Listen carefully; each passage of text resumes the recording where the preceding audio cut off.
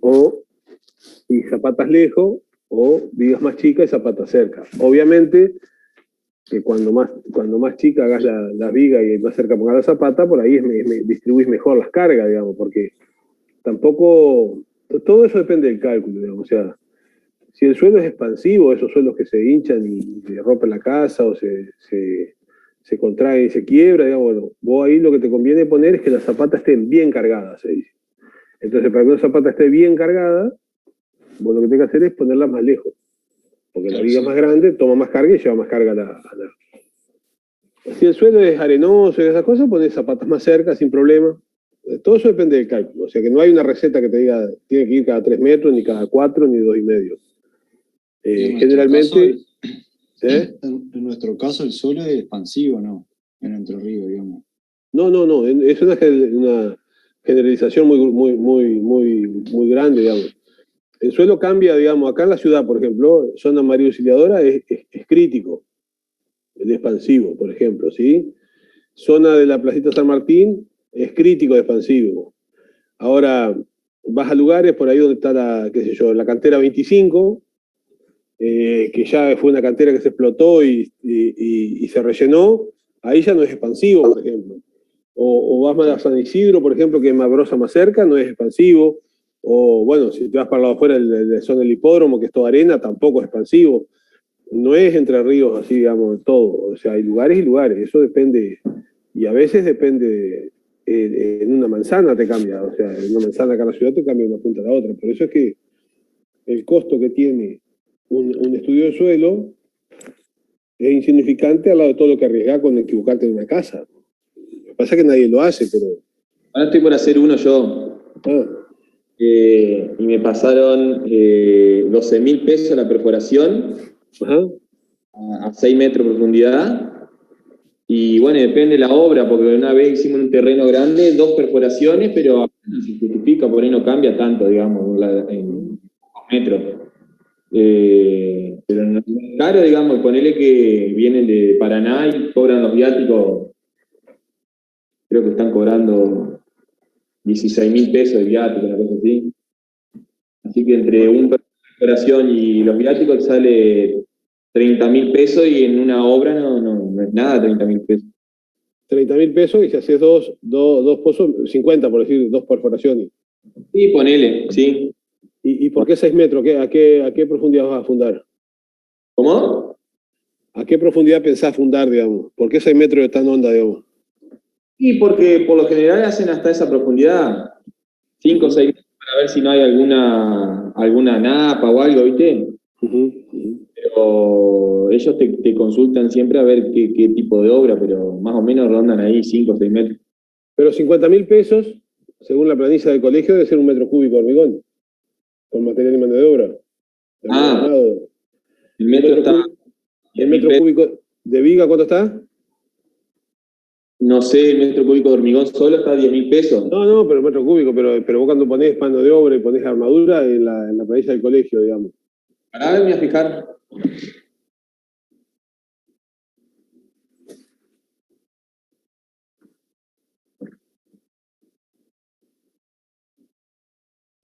Pero ponerle que llega a ser ese monto porque justamente, por ejemplo, acá no hay nadie, porque tiene que viajar. Si no, esta gente viene de Paraná.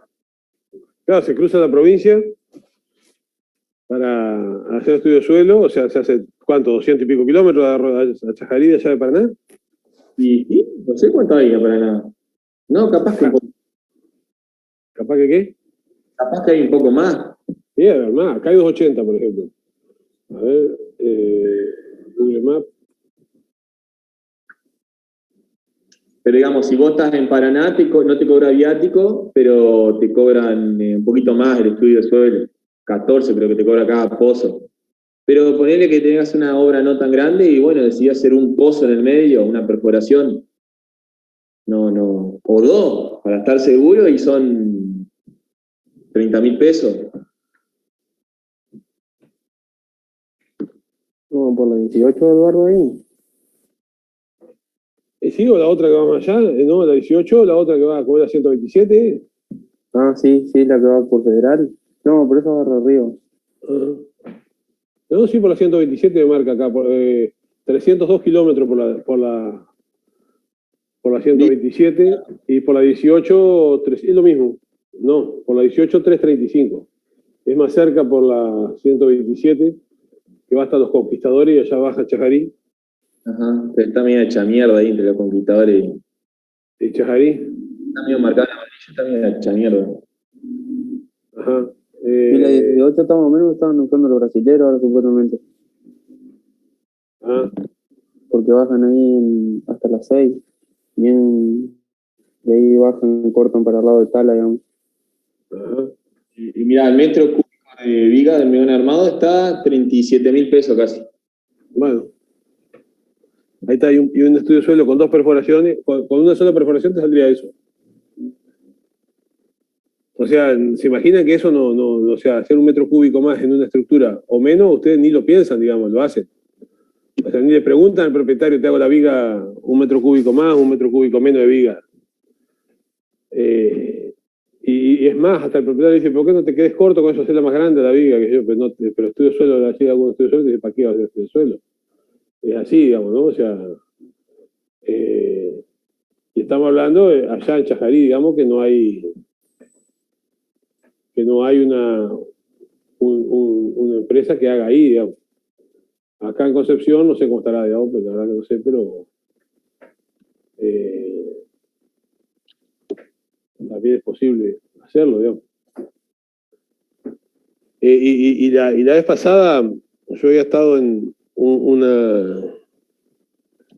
estudio de suelo al lado de Luján, que yo le he recomendado a unos amigos que hagan estudio de suelo, y vinieron de La Plata a hacerlo, ponerle Luján a Capital a 60 kilómetros y otros 60 de Capital a Luján, 120 kilómetros, pero atravesando la capital, ¿no? O sea, imagínate lo que es eso, con peaje, con todas las cosas.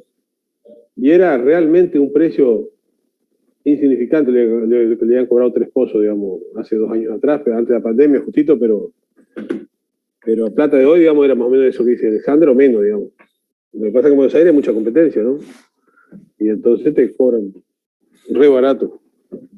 Pensá que el metro cuadrado más o menos de construcción tradicional, te diría, más o menos normalito, digamos, está cerca de 100.000 pesos. O sea que una casa de, no sé, chiquita, de 60 metros cuadrados, 6 millones, a ver cuánto da, 35, 40.000 pesos poner el estudio de suelo. 50, medio. 50. No llega, es el 0,8%, o sea, no llega ni a 1% del valor de la propiedad. Uh-huh. Pero bueno, nadie lo hace.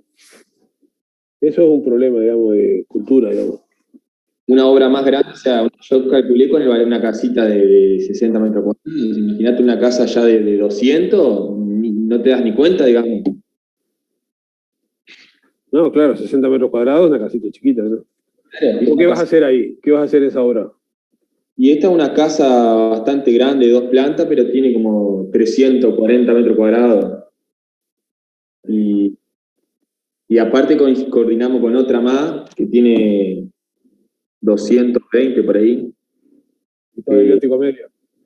Que, claro, arreglamos el viaje que venga loco y haga un ensayo en cada terreno y entonces se dividen los viáticos ahí y le sale más barato. ¿Y están juntos los 2 terrenos o no? No, están, ponele 15 cuadras uno de otro. Está bien. Porque si están medio cerca puedes ligar con uno, digamos, pero... Sí, es así. Sí, bueno, la poca gente hoy. Te habían conectado a otra sala, no sé por qué. Hola Eduardo, estábamos en otra sala. ¿Cómo están en la sala, digamos? Acá En el estamos con Zoom de Gabriela. ayer. En el link que habían compartido ayer en el grupo.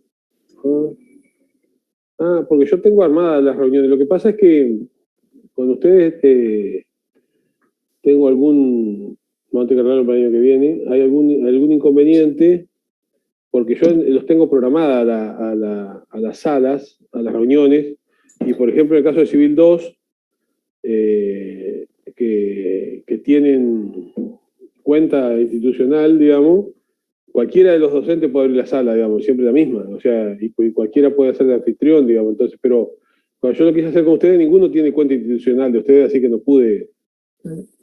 lo pude hacer, así que hay que pedir la cuenta institucional.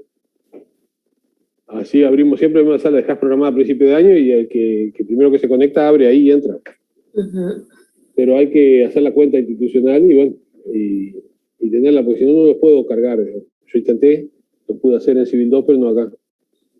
Claro. No, nosotros entramos al otro y pudimos entrarlo más bien, éramos unos 25 más o menos conectados, pero bueno, era otro link. Y acá estábamos con Cabrera y con quién. Éramos dos acá, tres éramos. Cabrera, ¿no? Los dos, los dos Cabrera. A los dos Cabrera. Y ya dimos toda la clase con ellos, porque eran dos nomás, así que bueno, nosotros antes que preguntarle a Cabrera qué es lo que dimos. Sí, bueno, no, la idea es que ahí me decían que algunos todavía tienen dudas con respecto a esto de la condensación. Yo no sé cómo vienen los grupos con esto, digamos. Esto es realmente importante que lo hagan todos, digamos. Nosotros nos podemos tomar esta semana y la que viene para medio quizás concluir con estos temas, pero lo importante es que todos lo entiendan, porque esto va en el parcial seguro y cada día tiene más utilidad, digamos. Muchas veces uno entiende que las otras cosas de técnicas constructivas que hemos dado hasta ahora es como uno lo ve más cercano, más que le interesa, que cosas de talla así constructivo, que nos pueden seguir preguntando. De hecho, estábamos hablando de esas cosas hace un ratito, cuando eran pocos.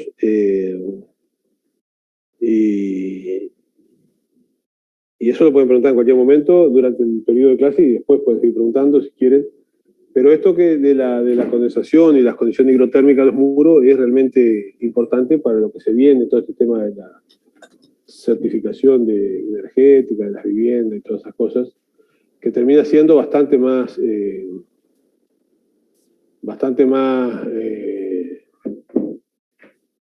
importante que todo lo que estamos dando. O sea, esto que estamos dando es como la introducción a toda esa problemática, digamos. Pero bueno, entonces, conceptualmente, hoy me preguntaban la barrera de vapor si va adentro o afuera. Bueno, siempre dijimos que la barrera de vapor lo más adentro posible y la aislación lo más afuera posible. Siempre que se pueda. La aislación se puede traer hacia adentro o la barrera de vapor se puede llevar hacia afuera. Lo que sí, que no se puede cambiar es el orden. Desde adentro hacia afuera, primero la barrera de vapor y después la aislación. Así es el orden. Primero la barrera de vapor y después es la aislación.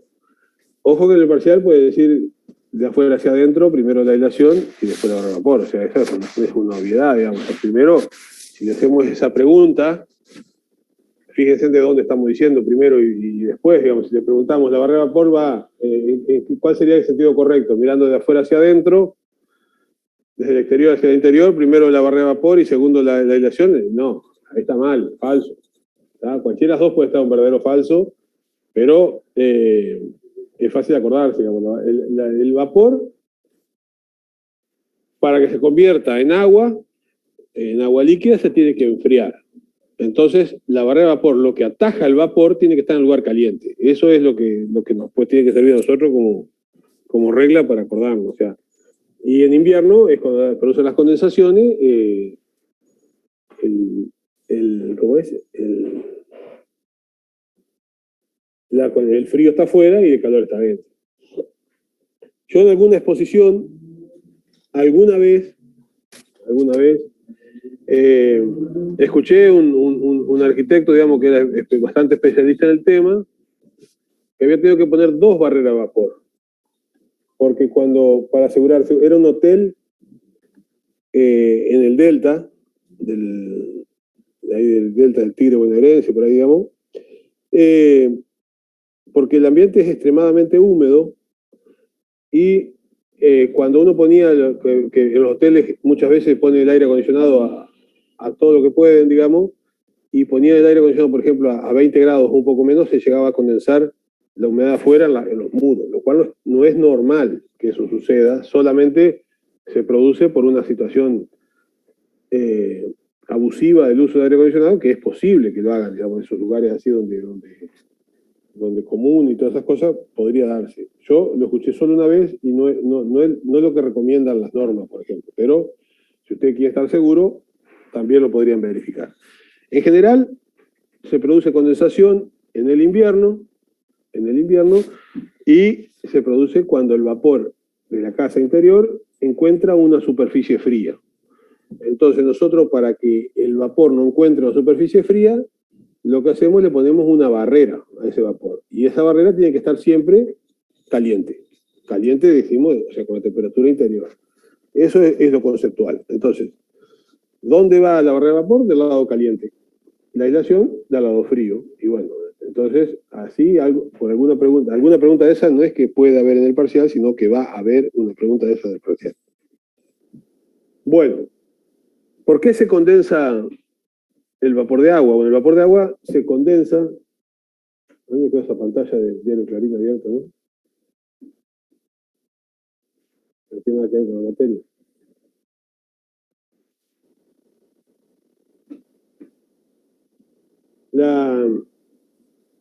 El vapor de agua se condensa porque llega a una temperatura, cada condición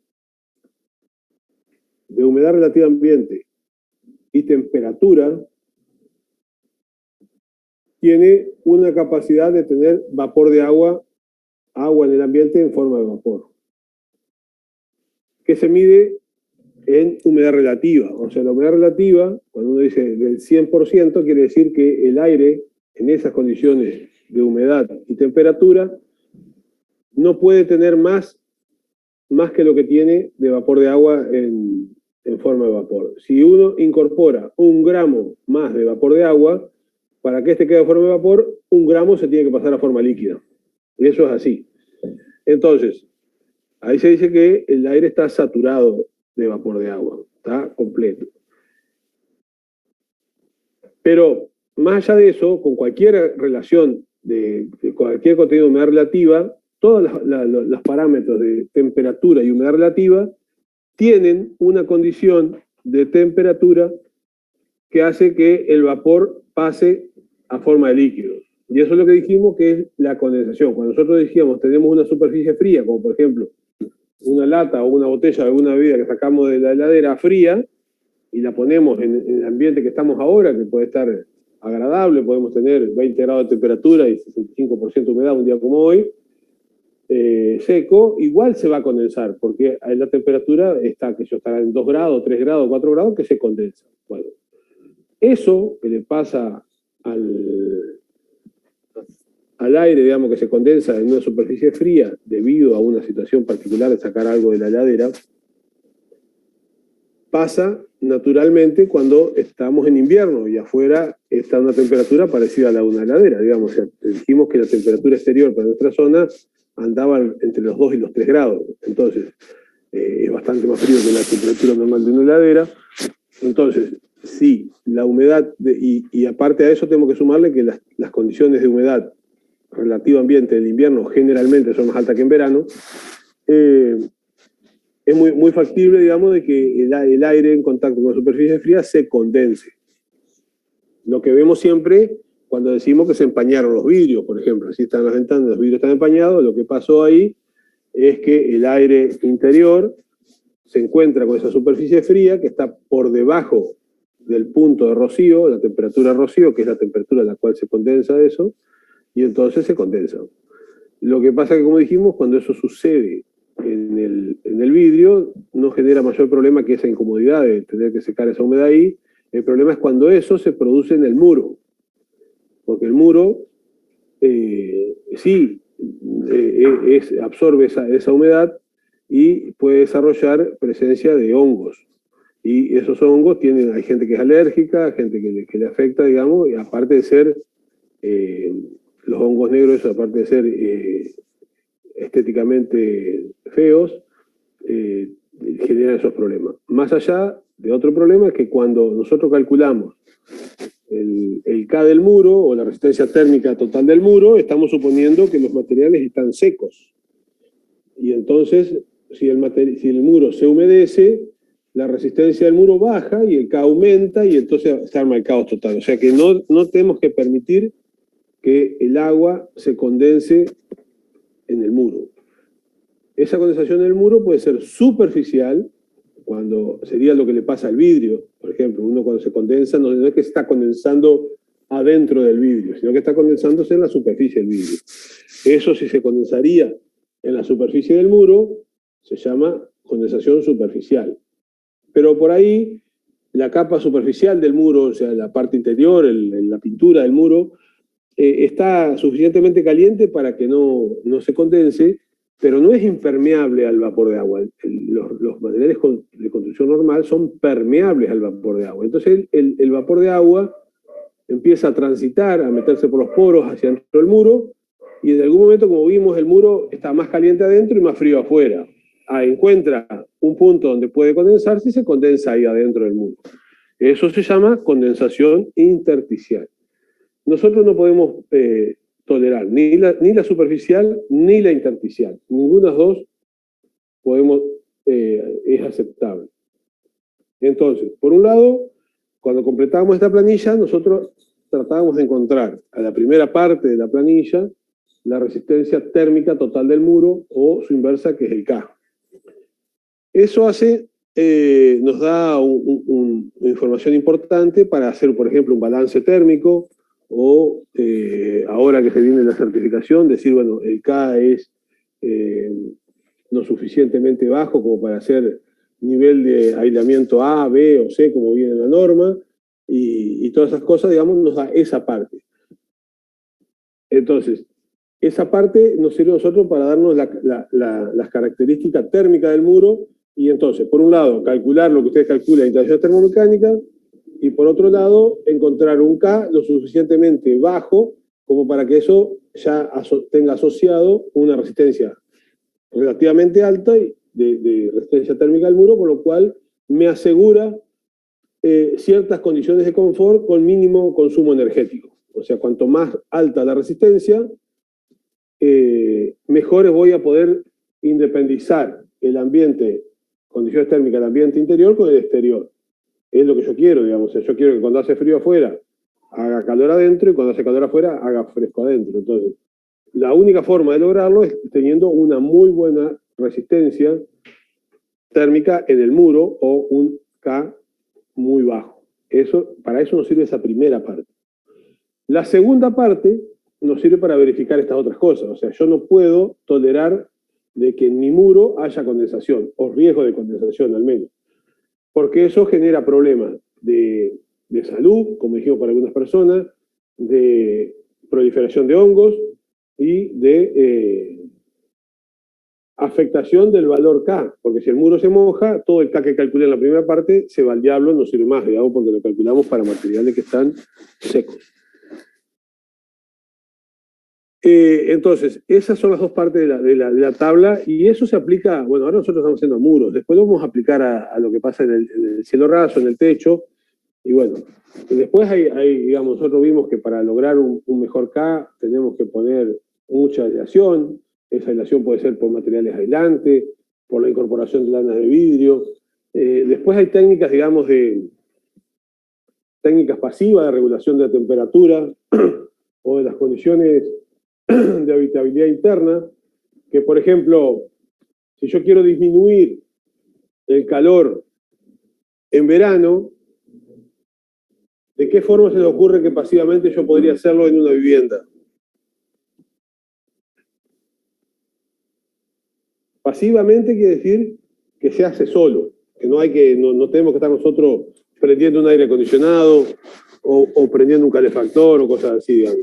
Hay algunas técnicas que obviamente la manejan los que hacen todo ese tipo de construcciones ambientalmente amigables, y lo usan, tienen muy desarrollado.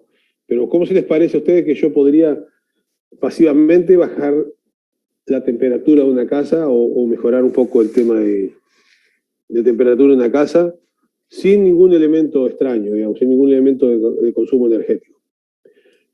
Yo he visto, o sea, no, la verdad que no, desconozco cómo funcionan, pero yo he visto que se hace un agujero que va desde el patio o desde un terreno adentro de la casa, ¿puede ser? Esa es una. Pero eso ya, hay otra más fácil que todas esas.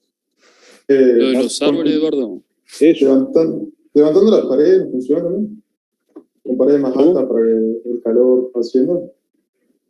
Bueno, ahora vemos entonces, las tres cosas me dijeron.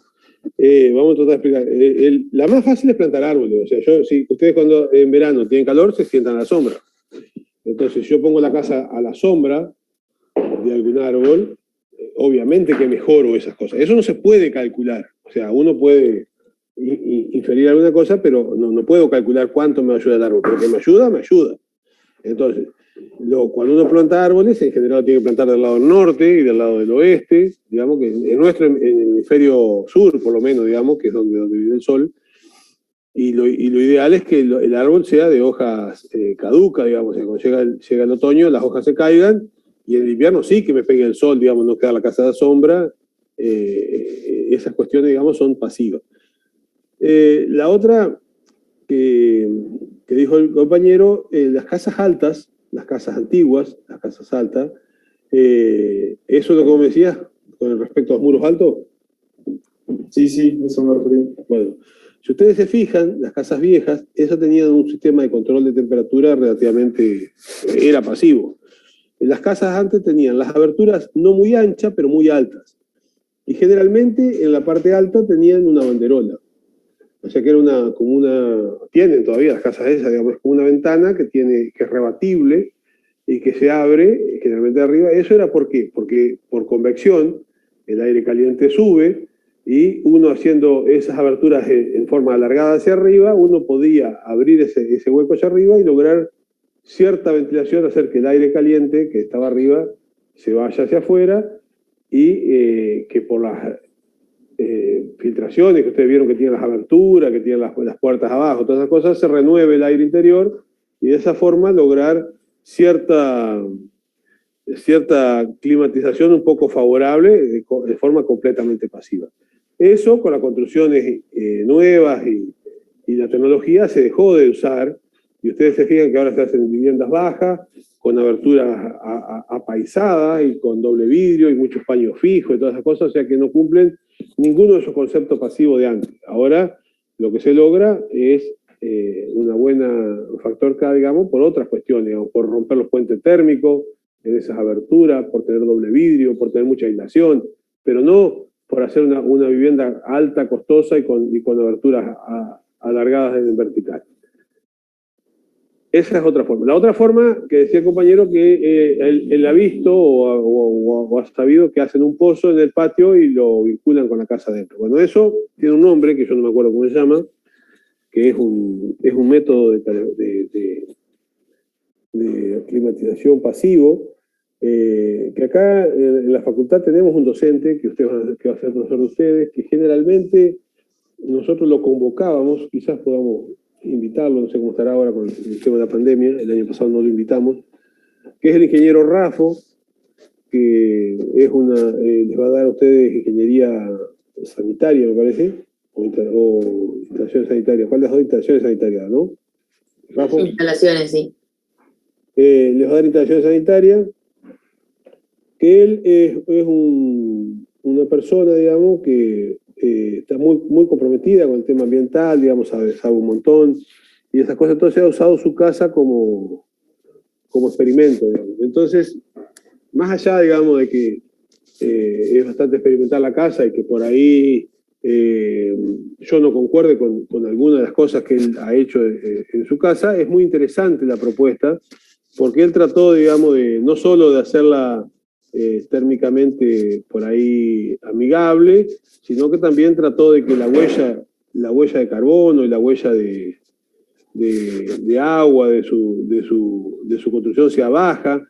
Se fijó premisas de que el 80% de los materiales de construcción de su casa no vengan de más de 20 kilómetros de distancia, cosas así, digamos, que están, eso lo condicionó a usar técnicas algunas novedosa, digamos, desde el punto de vista ingeniosa, diría yo, más que novedosa, y otras técnicas ancestrales por ahí de cómo hacer las cosas que en algún momento funcionaban y después se dejaron de usar, no sé por qué cuestión, digamos.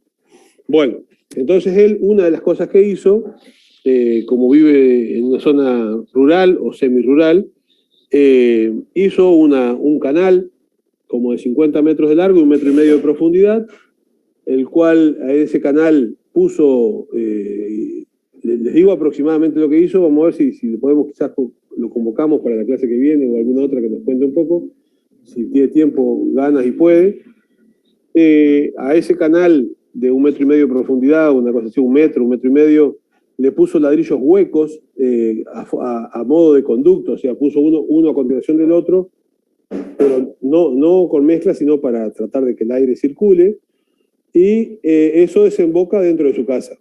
Entonces, y pone un pequeño forzador de aire para obligar al aire a circular por ese conducto, y entonces el aire que entra caliente en el extremo se baja ahí a 1,5 metros de profundidad, y la temperatura del suelo a 1,5 metros de profundidad es prácticamente estable todo el año.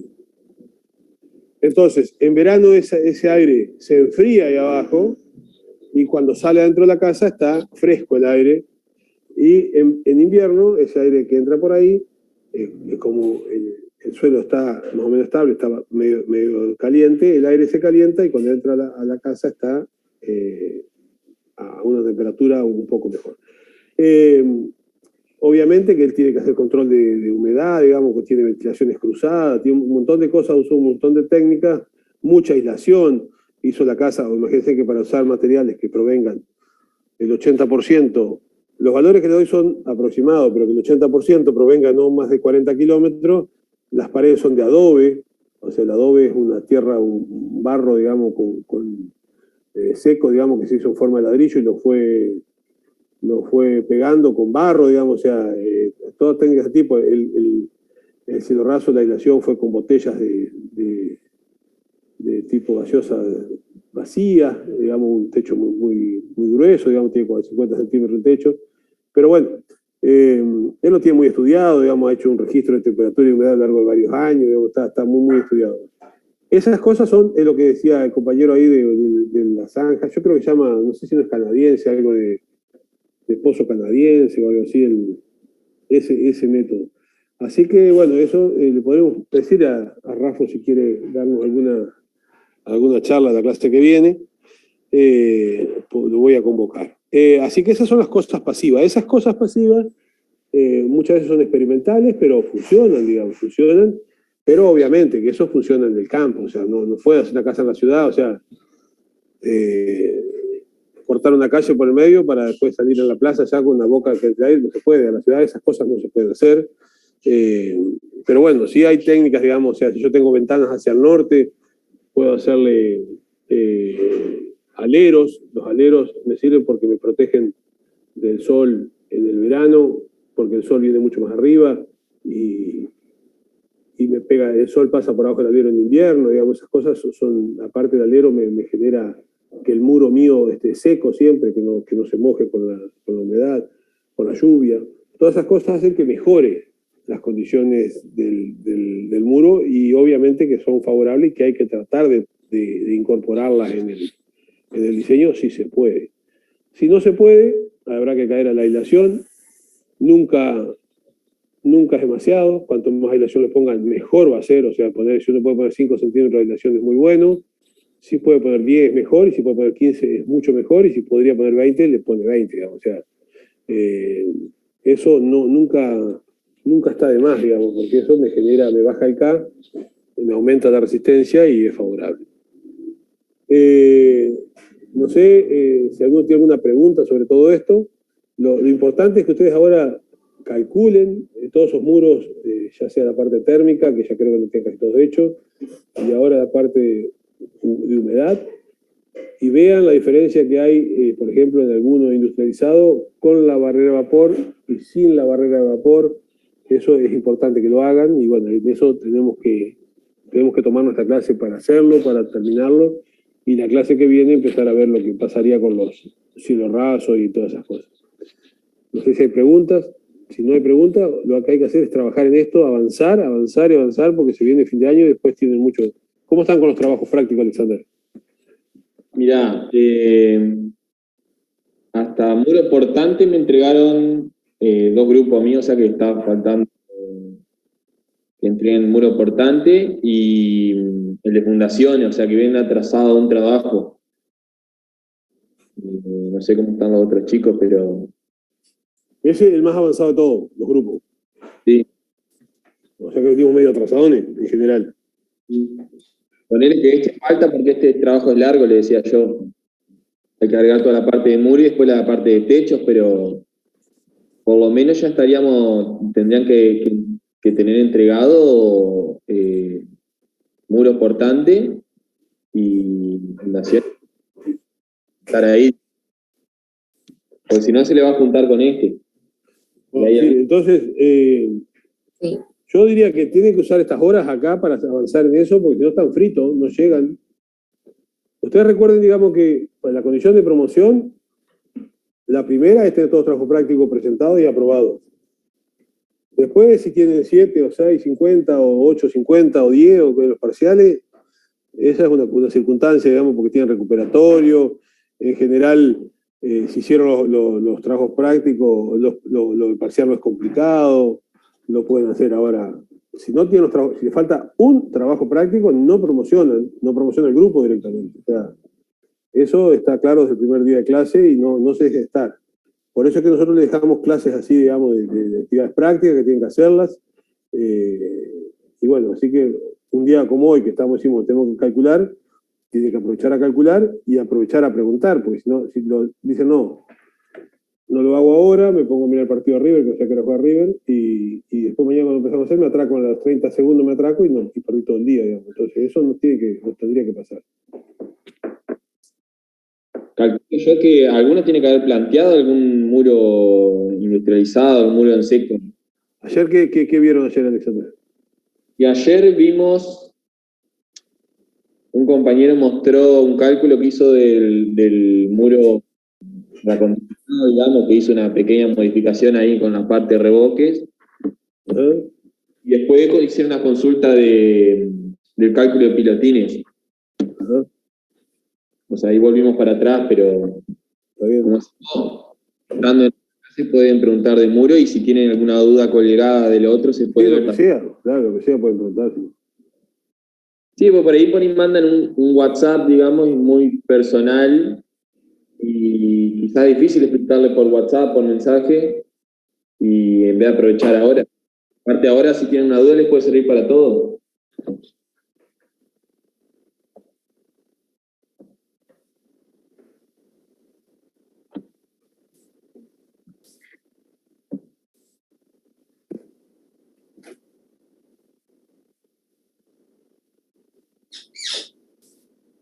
Pocas dudas. O muchas dudas. Está dudoso. En nuestro caso, del grupo 2, que fue ayer mi compañero el que presentó los cálculos, teníamos que avanzar sobre eso y bueno, recién empezamos nos atrasamos más con el de fundaciones que con este último. Así que por ahora con el de fundaciones no tenemos dudas porque estamos empezándolo. Y ayer fue que planteamos lo de los cálculos, que era lo que teníamos más o menos hecho. Por eso ahora ya no preguntamos nada. Bueno. ¿Y cómo viene para terminar con esto la semana que viene, digamos? O sea, la semana que viene podríamos tomarlo el miércoles y después ya empezaríamos con los techos, digamos, o sea, todo lo... Yo creo que no, hablo por mi grupo, no sé en general, yo creo que llegamos para la semana que viene. Bueno. ¿Qué grupos son ustedes? Grupo 2. Bueno. Y por otra parte, Eduardo, perdón, yo tengo dudas sobre cuándo va a ser el recuperatorio, que al final nunca definimos la fecha.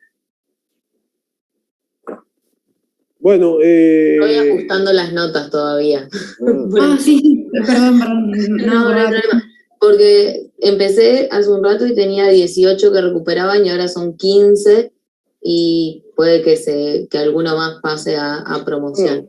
Pero estamos cerca del final, o sea, lo que vamos a hacer, ya lo he hecho otro año cuando nos demoramos, o sea, nosotros por esa cuestión, vamos a rendir el otro parcial,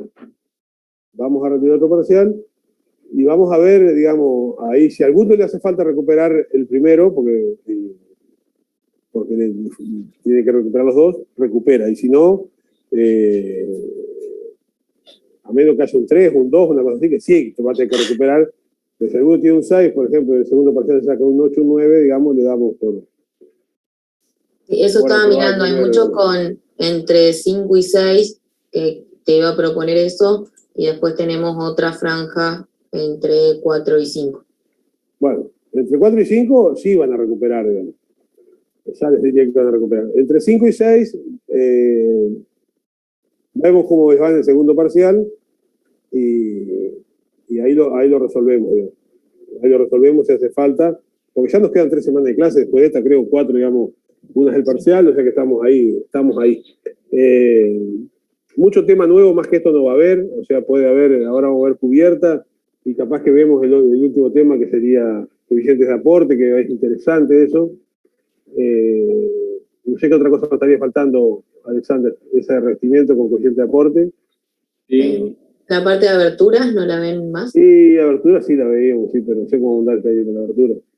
Es lo que sigue después de esto, la parte de cerramiento, pintura, planilla de iluminación, ventilación, eso. Venimos complicados, entonces. Pero bueno, pero si no avanzan con eso estamos fritos, peor, porque estamos peor, digamos. ¿Pero cuántas clases quedan? Y quedan, después de esta semana, 4. 2, 4, 3, 8. Por lo menos Civil 2 hoy me dijeron que quedan 5 con la de hoy. Claro, pero Civil tienen un día a la semana. No, sí, yo digo semana, 4 semanas. Sí. Sí, el 26 creo que terminó el cuatrimestre, si no me equivoco, 26, 27. Yo creo que leí que terminaba el 20 en un calendario que mandó Liliana. Ah, puede ser. Ah, la semana de recuperatorio. Es ahí entre el 21 y el 27. 2 semanas, capaz que en una otro 2 módulos, una semana uno, una semana. Sí, vamos a ver, vemos la abertura y todas esas cosas que mencioné interesantes, tenemos que verlo eso sí. Más eso que revestimiento y coeficiente de aporte, digamos. Trabajo. El tema es dar todo eso la última semana y que no les dé para Estoy pensando en el año que viene, de última, porque en diseño podemos hablar de última con los profes de diseño, porque se ve toda la parte del código de ordenamiento, de edificación, y asegurarnos de que se lo vean el año que viene y nosotros ver los otros temas que no los ven en otra materia. Puede ser, sí. Sí, puede ser. Porque después coeficiente de aporte, si no lo ves en ningún otro lado. Ah, eso es así. Eduardo. Sí. Vio que a veces, por ejemplo, en los grupos tenemos medio dudas. Tenía la idea una compañera, bueno, y en general, que estaría bueno hacer tipo grupos en Zoom. Cuando, por ejemplo, sobra un poco de tiempo, hacer tipo grupos en el mismo Zoom y que los profesores de última se vayan metiendo y sacando dudas en cada grupo, digamos, como capaz que no tipo lo quieren plantear en general, cuando tipo sobra tiempo. Bueno, igual es re fin de año para tirar la idea, pero por ejemplo, si la semana que viene tenemos algún virtual, plantear eso, digamos. Tenemos virtual. El jueves que viene tenemos presencial, ¿no? No. El jueves que viene no tengo presencial y hoy le dije al director de departamento que no usaba más el aula híbrida, digamos. Así que no sé si vamos a volver al aula híbrida porque... Bueno, por ejemplo, cuando no se dan temas... Hoy fue la cuarta vez que voy, está siempre cerrado, bueno, lo que pasa es que ustedes ya veníamos abiertos después, pero fuimos a Civil 2, digamos, y el cuarto jueves que lo vamos a usar está cerrado, hay que esperar, terminamos media hora después pensando, así que estaba medio nervioso y le dije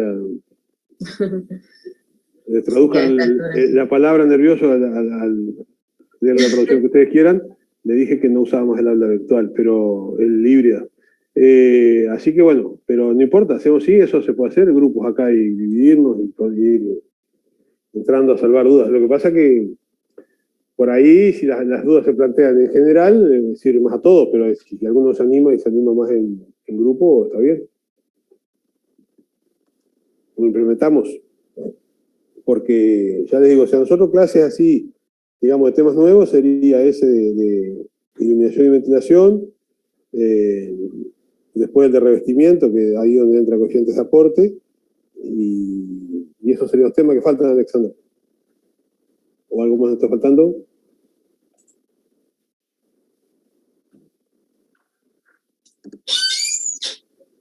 Se fue, Alexander. Y en mi época dábamos la parte de encofrados también. No, eso ya no estamos... ¿Qué cantidad de cosas que dábamos? Cuando vimos el año pasado, ya con la pandemia, no vimos encofrado, digamos, y no me acuerdo del anterior, digamos. Sí, encofrado dábamos también antes, pero no estábamos dando encofrado el año pasado, ya no lo dimos. Sí, igual el encofrado después lo ven en estructuras de hormigón, así que vamos compensando. Y después toda la parte de revestimiento Sí, revestimiento en general, digamos, y hablamos algo, pero eso es más informativo que formativo, digamos, porque eso es el tema de revestimiento y todas esas cosas, o sea, de pintura y todas esas cosas, eso cambia constantemente, pero bueno, un pantallazo es lo que hay. También lo que no hicimos este año, ni el año pasado, es que analizábamos patologías, ¿o lo hicimos o no lo hicimos? Hemos visto, sí, el año pasado. Y este año no. Y nosotros como que habíamos agregado, ¿te acordás que sacamos? Sí, nuevas tecnologías y esas cosas, digamos. Y vimos, creo que una vez vimos toda la parte de pinturas para piso y eso, ¿te acordás que vino? Sí, bueno, sí, vino, convocábamos a un especialista, sí, hemos hecho esas cosas. ¿Sí? Pero bueno, esas cosas las perdimos con la pandemia, las recuperaremos después.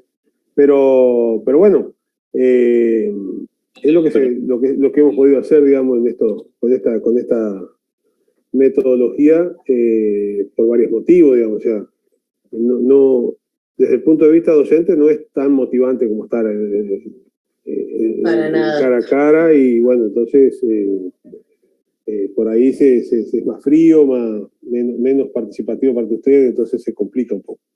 Pero bueno, cumplimos bastante bien hasta ahora, digamos, nos faltan esos dos temas que serían importantes pero esto es crucial que lo hagan y que lo avancen, porque no entienden de qué estamos hablando, digamos. Por eso es que queremos que lo resuelvan, que se pongan a resolver esto. Eduardo, yo no les mandé la planilla completa. No, está bien. No, yo tengo que armarla la planilla. Después le damos la que hace solo.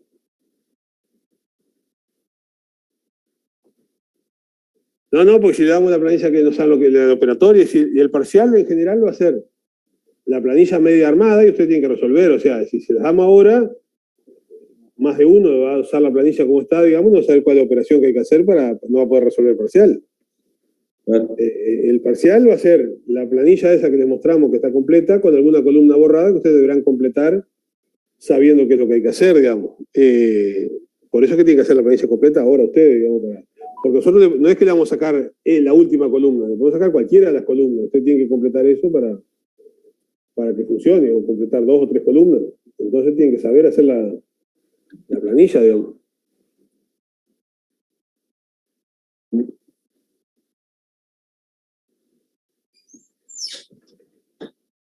Bueno, preguntas, nos ponemos a trabajar. Y pregunten sobre lo que vayan avanzando ahora.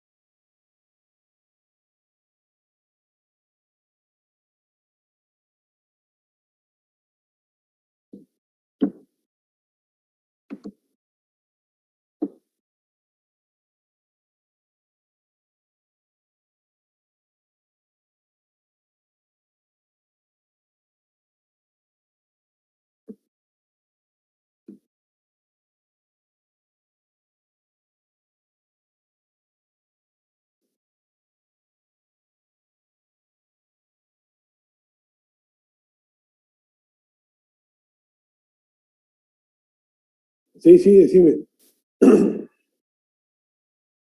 Ajá, ajá. ¿Vos, Agustina, sabés hacer eso? ¿O Alexander? Creo que hay que crear salas. No sé cómo se crean, pero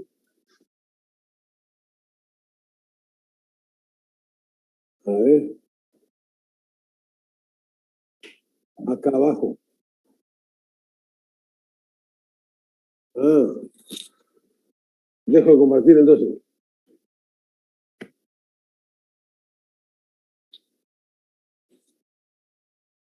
Hay que como que instalar. En la barra de abajo, en el escudito, en la parte de seguridad. Creo que es ahí.